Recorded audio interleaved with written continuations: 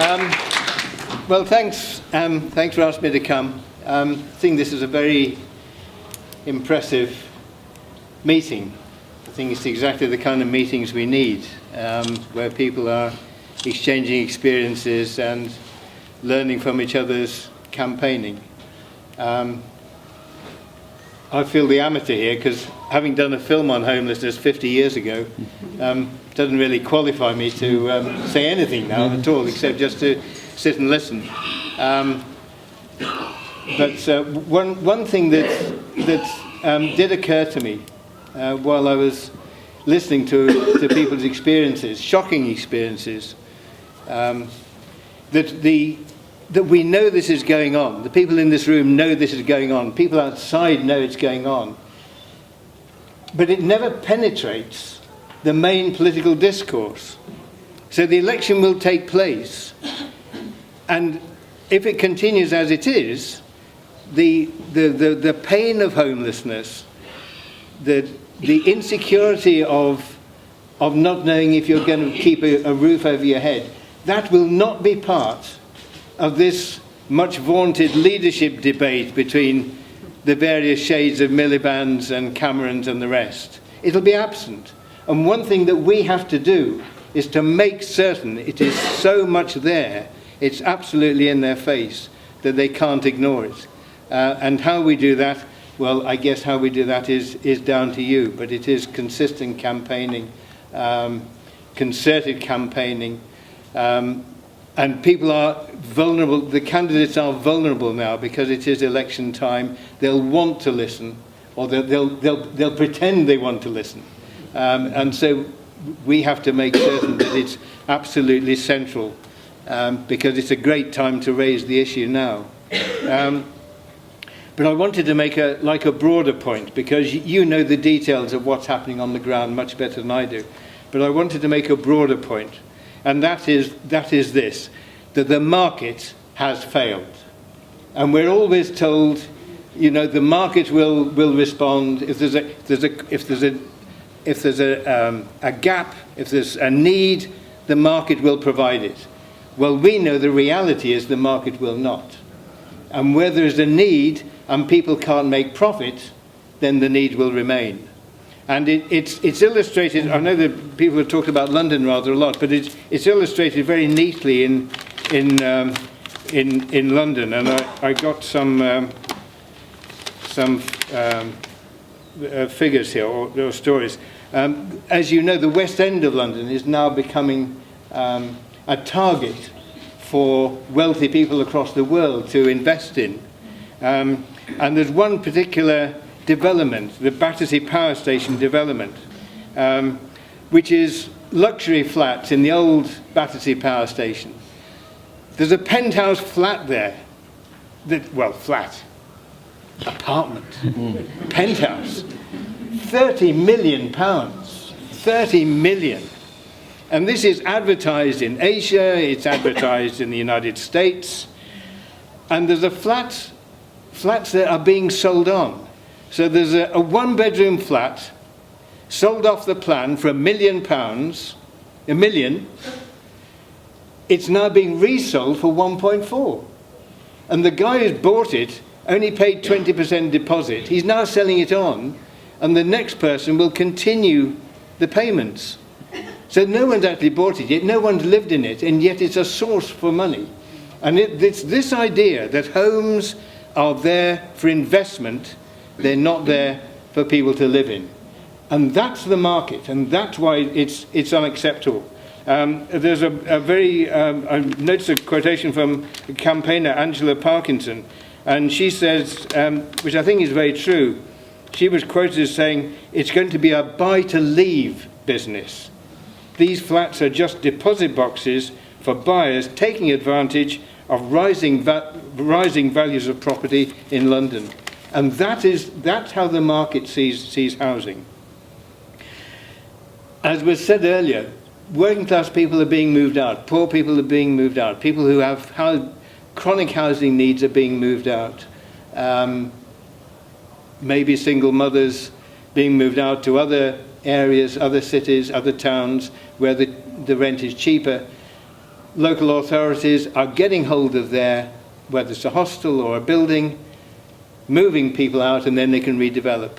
And again, it's property as investment, not property as homes.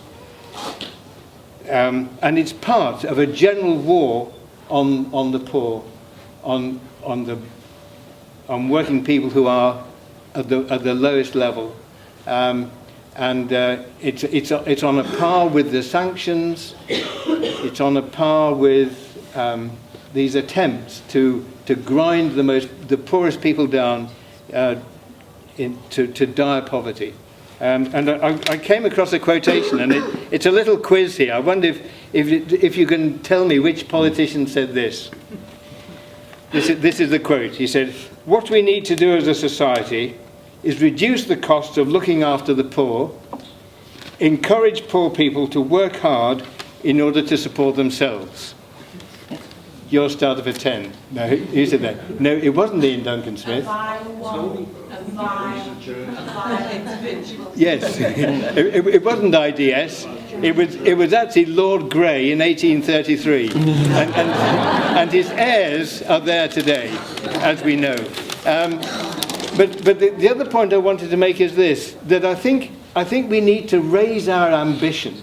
I think what has been said this morning is spot on. It's the campaigns that we have to take part in. It's the stories that we have to fight for, the people we have to fight for, how it's done on the street. Brilliant. I think people have spoken very well. But I think we also need to raise our ambition. And I think we have to think about how do we want to live? What houses do we want? And I think it's worth looking back to what was achieved after 1945.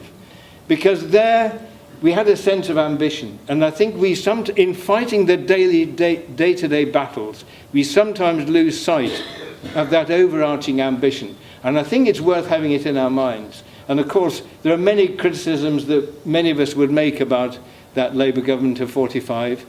But nevertheless, there were some good things. They planned to build houses with infrastructure, with schools, with transport, with doctors' surgeries, with libraries, that were good places to live. And one of the architects or planners at the time, a man called Arthur Ling, said that the plan was designed to make life better and pleasanter for all of us. And I think that's what we need to have in our minds, how to make life better and pleasanter for all of us. Yes, we have to firefight the individual challenges that are facing people, but we need to have that broader vision too. That's what we're fighting for. And the mechanism to that was directly employed labour, directly employed planners and architects by the local authorities. And I think our friend was quite right before the break when he said the building workers are important too. We want proper work, we want proper trade union rights, we want secure employment that will last a lifetime, we want apprenticeships and respect for craft. And a world in which people can work properly and take pride in their work and pride in the houses they build, that they build for everyone. And that's the vision that I think we need to remind ourselves of. That it is of course the day-to-day struggle, but there is a broader vision that we should remember. Nye Bevan, who of course everyone will not remember personally, like some of us. In fact, since Harry Smith couldn't make it, I think I'm probably the oldest one here. So I do remember Nye Bevan. He said again a quote which I think is absolutely pertinent to today's situation when we think of that £30 million penthouse being sold across the world. And Nye Bevan said, and this is absolutely relevant for today, he said, "The need now is to build houses for poor people. I am not prepared to associate myself with a policy where well-to-do people can afford to build luxury houses and poor people go without houses." And that's absolutely, God, if the man were alive today, would be quite useful. And the problem we've got is that we desperately need to achieve this, we desperately need political leadership. Ed Miliband again is in The Guardian today, I read it on the way up, on the train, talking about responsible capitalism. Well, tell me, it doesn't exist, it's not there, it's a mythical beast. Capitalism has its own imperatives. Profit has to be its prime consideration. If it isn't, that capitalist venture will fail. So responsible capitalism is an illusion, and that's why we need political leadership that has a different vision and a different analysis. So I guess that was the point I wanted to make, that the market has failed, that we need to raise our ambitions. And yes, of course, we have the demands that people have mentioned already. We need a lot of new homes. We need rent controls. We need security of tenure. We need to abolish the bedroom tax, of course. We need to the empty properties. We need to make certain there's a tax on those, and we need to have them regenerated for people. And most of all, we need to plan. And we can't plan unless we own. You cannot plan what you don't own.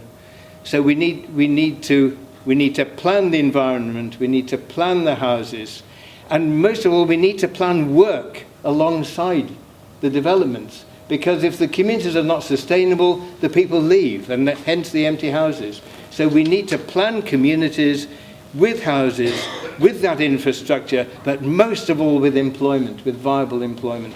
And we cannot do that through tempting employers or tempting businesses. We have to do it through common ownership and democratic control. The way we build houses now, and the way houses are sold, and the stories we've heard this morning illustrate that the market is about greed.